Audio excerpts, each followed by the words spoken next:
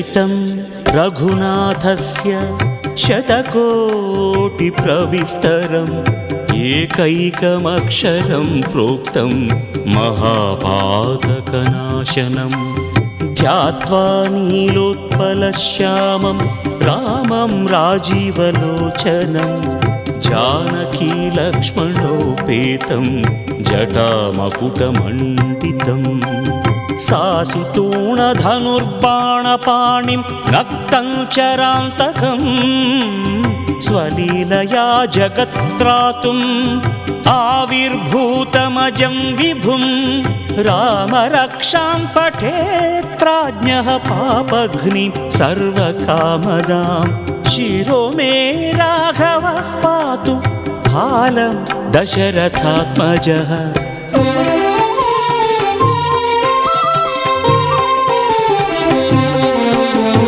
कौसल्येयो दृशौ पातु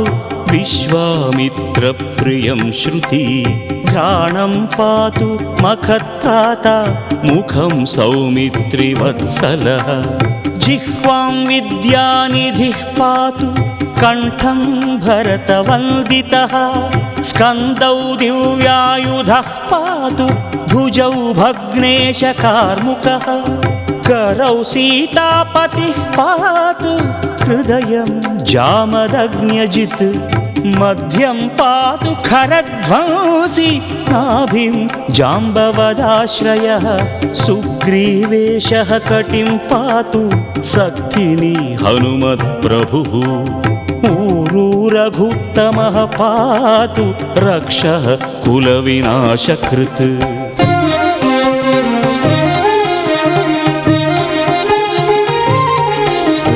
जानुनी सेतुकृत्पातु जङ्घे दशमुखान्तकः पादौ विभीषणश्रीदः पातु रामोऽखिलं वपुः एतां रामबलोपेतां रक्षां यः सुकृती पठेत् सचिरायुः सुखी पुत्री विजयी विनयी भवेत् पाताल भूतल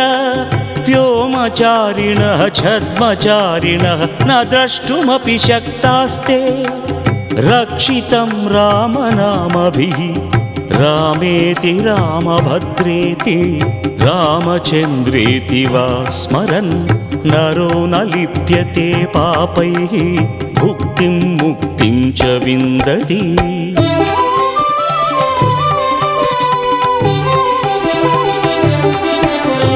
जगज्जैत्रैकमन्त्रेण रामनाम्नाभिरक्षितं यः कण्ठे धारयेत् तस्य करस्थाः सर्वसिद्धयः वज्रपञ्जरनामेदं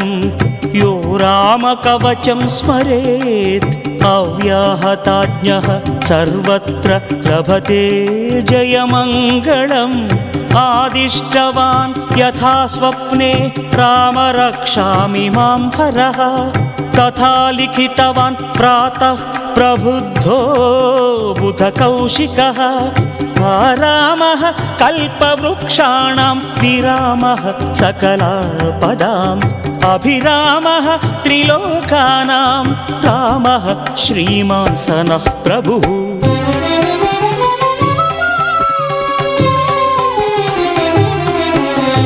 तरुणौ रूपसम्पन्नौ सुकुमारौ महाबलौ पुण्डरीकविशालाक्षौ क्षीरकृष्णाजिनाम्बरौ फलमूलाशिनौ दान्तौ तापसौ ब्रह्मचारिणौ पुत्रौ दशरथश्चैतौ भ्रातरौ रामलक्ष्मणौ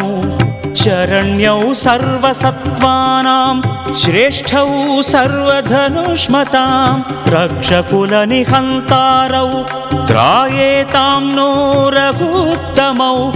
आत्तसज्जधनुषा विशुस्पृशा वक्षयाशुगनिषङ्गसङ्गिनौ रक्षणाय मम रामलक्ष्मणावग्रतः पथि सदैव गच्छताम्।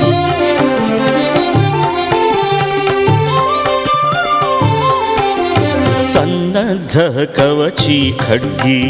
चापबाणधरो युवा गच्छन्मनोरथन्नश्च रामः पातु स लक्ष्मणः रामो दाशरथिः शूरो लक्ष्मणानुचरो बली काकुत्स्थः पुरुषः पूर्णः कौसल्येयो रघुत्तमः वेदान्तवेद्यो यज्ञेशः पुराणपुरुषोत्तमः जानकीवल्लभः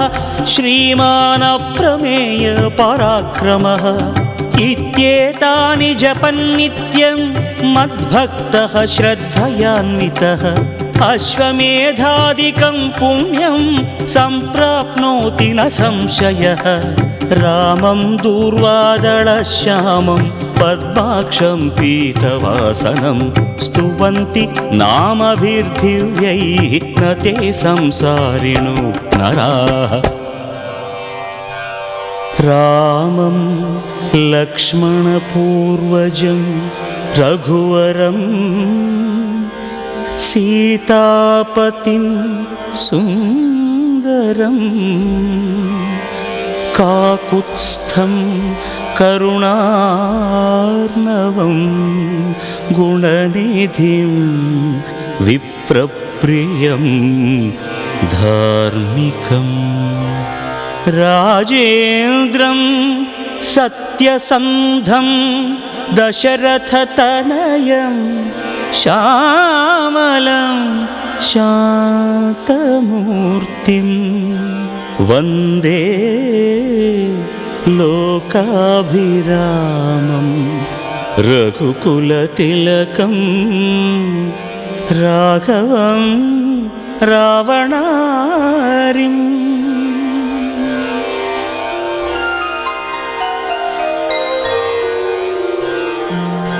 रामाय रामभद्राय रामचन्द्राय वेधसे रघुनाथाय नाथाय सीतायाः पतये नमः श्रीराम राम रघुनन्दन राम राम श्रीराम राम भरताग्रज राम राम श्रीराम राम रणकर्कश राम राम श्रीराम राम शरणं भव राम राम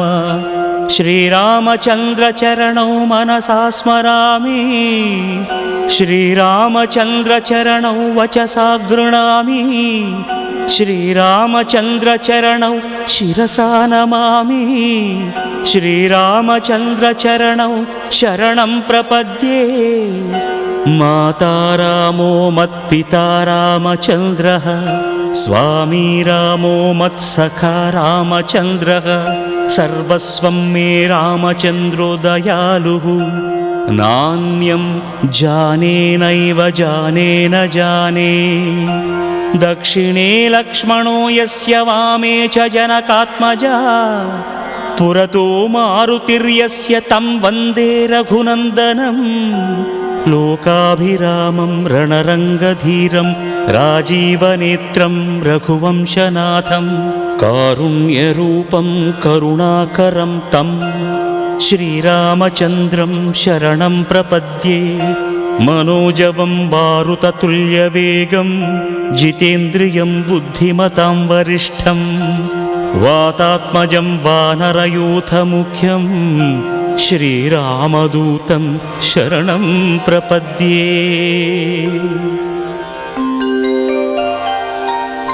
कूजन्तं राम रामेति मधुरं मधुराक्षरम् आरुह्य कविताशाखां वन्दे वाल्मीकिकोकिलम् आपदामपहर्तारं दातारं सर्वसम्पदां लोकाभिरामं श्रीरामं भूयो भूयो नमाम्यहं भर्जनं भवबीजानाम् आर्जनं सुखसम्पदां तर्जनं यमदूतानां राम रामेति गर्जनं रामो राजमणिः सदा विजयते रामं रमेशं भजे रामेणाभिहता निशाचरचमू रामाय तस्मै नमः रामान्नास्ति परायणं परतरं रामस्य दासोऽस्म्यहं रामे चित्तलयः सदा भवतु मे भो राम मामुद्धर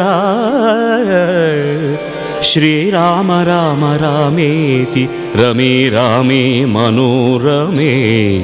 सहस्रनाम तत्तुल्यं रामनाम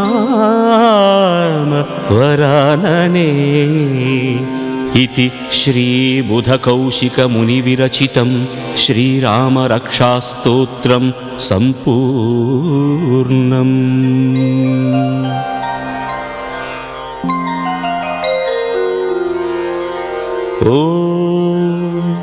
अस्य श्रीरामरक्षास्तोत्रमन्त्रस्य बुधकौशिकऋषिः श्रीसीतारामचन्द्रो देवता अनुष्टुप्-छन्दः सीताशक्तिः श्रीमान् हनुमान् कीलकं श्रीरामचन्द्रप्रीत्यर्थे रामरक्षास्तोत्रजपे विनियोगः। ध्यानम् ध्यायेदाजानुबाहुं धृतशरधनुषं बद्धपद्मासनस्थं पीतं वासोवसानं नवकमलदलस्पर्धिनेत्रं प्रसन्नं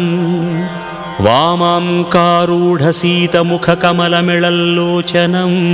नीरदाभं नानालङ्कारदीप्तं दधतमुरुजटामण्डलं रामचन्द्रम्।